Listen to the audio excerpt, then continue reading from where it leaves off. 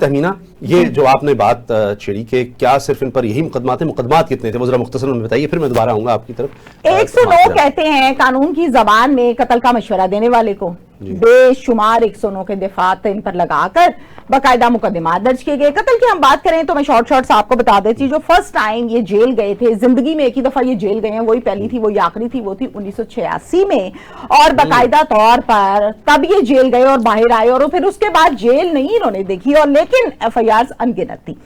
میرے پاس سے ڈیٹیلز ہیں، باقاعدہ میں نے اس پر کام کیا، چونکہ ہم سے تو یہ بہت بڑے تھے بھائی، ہمارے تو ابا جتنے تھے، یہ تو ظاہر ہے ان کی جوانی، ان کے معاملات، اس پر جب کام کیا تو ارشد امین صاحب کا جو قتل تھا اس کا الزام ان کے اوپر تھا۔ پھر باقاعدہ طور پر 14 قتل اکٹھے ہوئے تھے طاہر پرنس کے گھر کے باہر، جو ایف آئی آر درج ہوئی تھی اس میں قتل ان کے اوپر تھا۔ طارق واندی کی جب ہم بات کرتے ہیں تو ان کے قتل کا الزام ان کے اوپر تھا۔ ٹیپو پر ایوان عدل کے باہر جو حملہ ہوا تھا اس پر 5 لوگ قتل ہوئے تھے، لیکن ٹیپو بچ گئے تھے، اس کے حوالے سے بھی جو الزام تھا وہ ان کے اوپر تھا قتل کا۔ 2010 میں ایئرپورٹ پر ٹیپو پر پھر سے حملہ ہوا تھا قتل کا، جس میں وہ ہلاک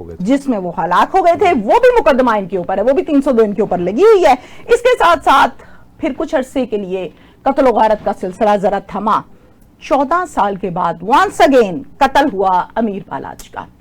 وہ بھی مقدمہ ان کے اوپر، اور گوگی کے اوپر بھی، یہ دونوں تو مرکزی ملزمان تھے نا اس ایف آئی آر کے اندر۔ اب موجودہ صورتحال کے مطابق ان کو جس طرح سے وہاں سے لایا گیا اور جو سلسلہ ہے، آپ یقین کیجئے بینگ اینکر پرسن اور کرائم کی ہم بات کریں تو جتنا میں نے سیکھا غازی، مجھے خود یقین نہیں ہو رہا تھا اس بریکنگ کو دیکھ کر کہ یار ٹھیک ہے کہ غلطی سے کوئی غلط ٹکر تو نہیں چل رہا، کیونکہ آج تک کبھی ان کے سامنے کوئی تفتیش نہیں کرتا تھا پکڑنا، اور یہ کچھ تو بہت دور کی بات ہے۔ آپ کا تجربہ مجھ سے زیادہ ہے،